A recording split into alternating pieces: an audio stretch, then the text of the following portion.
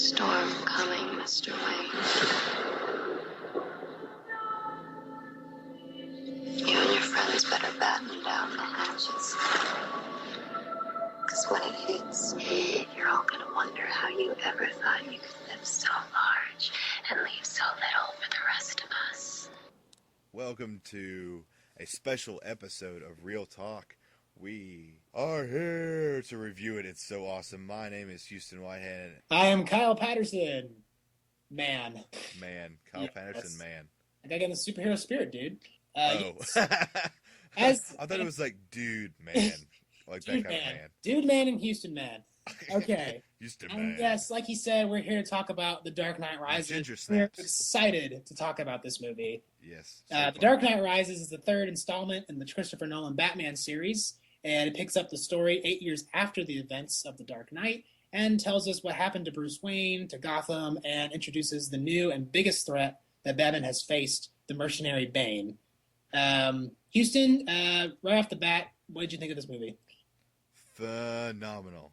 Absolutely. Phenomenal. In Freaking caps. fantastic. Freaking fantastic for me. Freaking fantastic. yeah. It's all the right pieces, all the right ways to do it, all the things you want in a movie. Absolutely. And you take all that and you double it, and that's what you got with Batman. And all you nitpicking comic book Batman super freaks who are never satisfied with superhero movies. We hate you. You don't care. I don't care what you think. Don't nitpick this to death. Just watch it. It's a good film. This is the best superhero franchise I think there is. If you don't like this movie, there's something wrong with you. I can't think of 3 movies about superheroes consistently getting it right. Yeah. I mean, even if you don't like some of the movies, I mean, I just don't know. Every single one of these movies, I've loved it. Yes. It's great. Yeah. So why don't we start off talking about the plot, general synopsis, general things. We're not gonna spoil too much. But I will say that I really liked the story. I thought that with every movie, there's a potential for it to not outdo the last one. But I really thought this movie, it made me feel like, I think this was as good, if not better, than The Dark Knight. Woo-wee. Yeah. That's old. Absolutely satisfactory. I didn't leave the theater going, that was okay, or I wish this could have happened. No, it was great. I was entertained the entire time. Lots of good things. Exactly what should happen. And it wrapped it up nicely. It was a good movie that it wraps everything up nicely. It wraps up this trilogy nicely. It makes me want another one, though. It kind of does, but I don't want to relaunch it. I don't want to launch. I don't want a sequel. They just leave it how it is. It did good. It's a good set of films to have. Yeah. It's just it's so rare to get 3 good ones. I just hate that it's over. Yeah. It's like I'm a huge Prison Break fan, which is a really good TV show if you want to check that out. And I don't know, there's like 6 episodes or 6 seasons and then a movie, and man, I'm just at the bit the whole time, and then it ends, and I was like. It wrapped up everything well and all that good stuff, but I was just like, I want more. Yeah. I know you didn't want to kill it and beat it like a dead horse, but I want more. So, I mean, and that's the good thing about awesome directors is they make other movies. So It's kind of like getting more in a different way. But why don't we just list positives now? You start, Houston. What's your positives for this film? Oh gosh, this could take a day.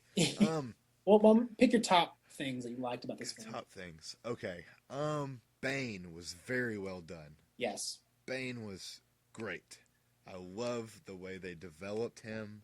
I loved the way his story and his past was presented. I like how much you get attached to, well, a lot of characters, but you felt what he felt. You felt his anger or you felt his pain or whatever. It came across very well. I liked that he was very cunning. He wasn't just a big brute. He wasn't Juggernaut from X-Men. He wasn't Bane from Batman Forever. Yeah. He was. I was thinking he was going to be something like Juggernaut from X-Men.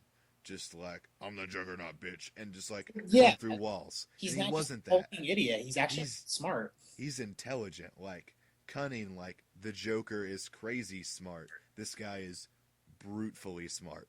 You know how smart Batman is. You know how smart the people around him are. So it's awesome to see a villain just as smart, if not smarter than him. You know, like you feel like it's fair.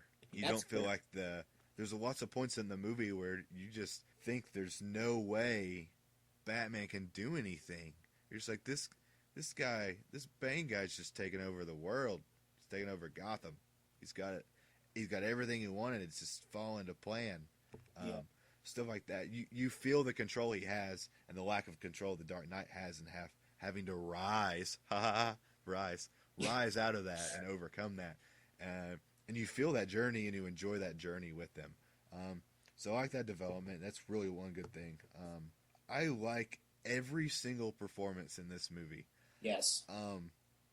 But what I like even more is the writing. The writing, every word just felt perfect. Like the one-liners and the little bitty snippets of them. Every little thing, even if it wasn't from a main character, it meant something and it was well said. Not only from an acting standpoint, but when it's said, like in the script, I just enjoy it. Just every line seemed fresh to me. It didn't feel like they pulled it from any other movie. It's just the way the Dark Knight movies are written were just phenomenal. Yeah. I felt relaxed when I was watching it, knowing that the first two movies were written well, and the 30 minutes into this one, I was like, man, I'm just going to sit back and enjoy the way this was written because it's awesome. Mm-hmm. That's probably my big highlights. Sure. Yeah, I pretty much feel the same way about everything. Performances were awesome. Shout out to Anne Hathaway because she blew me away. Yeah, she was phenomenal. She was my biggest concern coming into this film because when I heard that that's a cast for Catwoman, first of all, Catwoman is one of those characters that I don't think they've ever done it right. At any of the Batman. This time. This time, it's great. It's played straightforward, realistic. They didn't, try to like exploit her sexuality too much or anything like that. She stands alone as a character, and they don't even call her Catwoman. I don't think in the movie she's a cat burglar, but we don't. There's nothing. Yeah. They never say Catwoman. Yeah, they're not trying. She doesn't have like an outfit or anything. Yeah, like she wears tights some, but they're not trying to play it up too much or whatever. I mean, I like the little cat ears thing. She's got these little goggles, and they kind of look like cat ears. Yeah, that was pretty cool. They kind of subtly, push the title.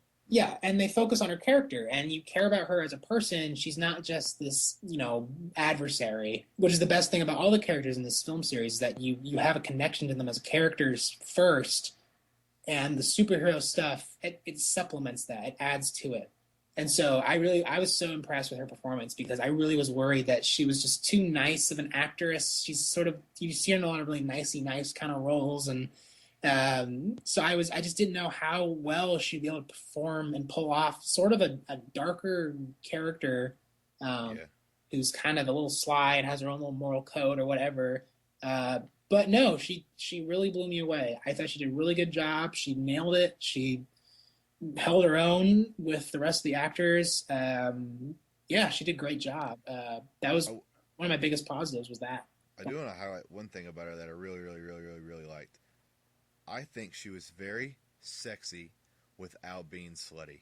Yeah, and that's what I meant when I said she wasn't exploited. Yeah, she was a strong woman. To like get on, she was mobile. Cute, and desirable and attractive, but she didn't feel like a whore. I like that because it seems like they try to push that in a lot of I mean, this is a male-driven audience. Superheroes. Look at the Halle Berry Catwoman. Yeah. That's their hugest selling point. That character is a whore, but I like to do it. Oh gosh. Get your techno, whatever that is, out of here. No, it's LMFAO, I think. Something. Yeah. Laughing. Yeah, they pushed it too hard. It's like, oh, who's the most attractive lady in the world according to these 18 magazines? Okay, she's playing Catwoman. We don't get any like upshot on a motorcycle. Yeah. Stuff going on. Yeah, she's great. In costume, out of costume, she does a great job. Performing, acting, doing action stuff. She's good. She's probably the best Catwoman there has been on screen. My other positives are, like you said, Bane. I liked Bane a lot. He was a good villain. He held his own. I was really but there was Mask. Because when I watched the trailer, he didn't say a lot of stuff in the trailer, so I was really worried that I wasn't gonna be able to hear. And some people say they couldn't understand him, but I understood him fine. I did too. The way they mixed his voice, I did get used to it a little yeah, bit. the way they edited his voice and the sound, it's very in the front, and you can clearly hear what's going on. It's very powerful and commanding, and I thought it helped out a lot. And it wasn't too distorted that I couldn't understand it. Because that was one thing I was worried about too. Was like, we got this one guy, this huge booming, like muffled by his mask voice, and then we've got Batman going. Yeah. I was like, oh, is this movie gonna sound like two like dogs barking at each other the whole time? Like, and then they punch each other in the face, and oh yeah, they're punching now. They're not talking anymore. yeah. All right, I like this part. Yeah. But no, the intelligence was great. His introduction, they didn't. You don't even really get. You get his backstory later on, but it's not important. It's not such an important thing that you don't like his character. Yeah, it develops and intertwines into the whole story and actually makes a One huge part. Yeah, one good thing I heard about a review I was listening to earlier before we did this was that they didn't try to like outdo Heath Ledger. They didn't try to outdo the Joker. It's a different villain who is just as good. He holds his own in this movie, and in his own way. Yeah, he provides a great antagonist. He's not trying to they're not trying to outdo the Joker. That was such a great role. And if you try to top it too much, you'll fall on your face. But in this one, they just they didn't try to outdo him. They just said, here's the villain. We're gonna handle him the way he should be handled and make him effective. Yeah. And he turned out really great. And Ed Hardy did a great job doing his role. He got massive for this role. I can't believe how huge he was in this movie. I thought it was Tom Hardy. Was it Tom Hardy? I'm sorry. Yeah, it's all good. Tom Hardy. There's a movie called Bronson, and there's a movie called Warrior where he's just massive in those movies. And this, I think he's even bigger in this film. Yeah, he's pretty scary. This man's traps are quite impressive. Trap your hand. Well, exactly, right? Other positives are just all the other performances are great. Some people said they didn't like the fact that I'm not going to spoil anything, but some people said that they didn't like that there wasn't a lot of in-costume Batman in this movie as much as there was in the other ones. But I didn't mind that because this movie is focusing on Bruce Wayne. Yeah. Focusing on him just being absolutely broken physically, spiritually, financially. This movie it's him pushed to the limit, rising, and like the title implies. Yeah. This is the final chapter. He's facing the biggest thing ever, and they're developing him as a character first, and then when he does finally get into the Batman costume, you feel excited. You're like, oh yeah, Batman! You like root for Batman. If you're wanting to see him shine in the suit using his gadgets, because he uses his gadgets once in this movie. Twice. If you want to see that, watch the first two, because this is not the focus of it. It, like you said, it's the real guy, not the costume. Yes, it's his character, and I liked that they tied everything together nicely. And I know some people will nitpick it and point out a bunch of plot holes, or if there are any. I didn't really notice any. I've been fighting with people already about people. This and this and this, and I'm like, nope, not that. Nope, that doesn't work. Nope, if you look again, I'm like, I think there's a difference between a plot hole that it cripples the film if the film is based on the plot. Like, it depends on the plot making sense entirely, whereas this is more about the characters and like I said in the last review, an emotional core to a film. The thing that holds it together, and so if there are some plot holes, I didn't notice any, but a lot of people were nitpicking about just little things, and the first thing I said was like, all right, the only reason you're nitpicking is because you want to nitpick at something.